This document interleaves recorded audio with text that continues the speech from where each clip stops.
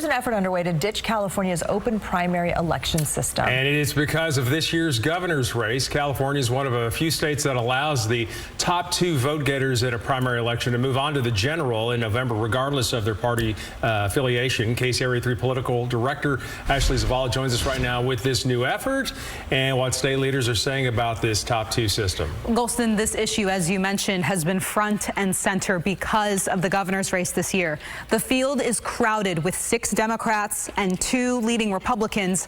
Some Democrats have been worrying that mathematically California voters in November could end up picking between the 2 Republicans and Democrats would be locked out of that general race. The chances of that are very slim, but that's not stopping the effort from moving forward. On Friday, Democratic political consultant Steve Maviglio filed a proposed ballot initiative to get rid of the top 2 system.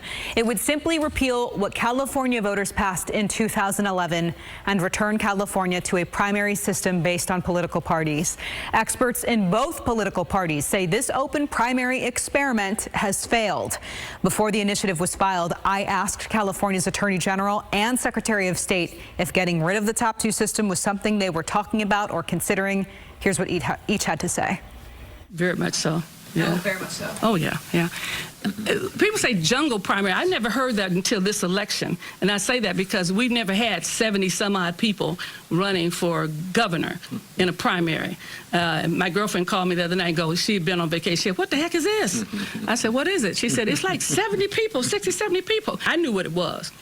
And from day one, I voted against it. And I wasn't in the office at all, but I did not like the open primary. I didn't think it would solve any problems. They had a list of problems it would solve, and none of those have been solved. So now we have some data, some evidence. There was a lot of hope among some. There were some intentions, I think, some desired outcomes from it.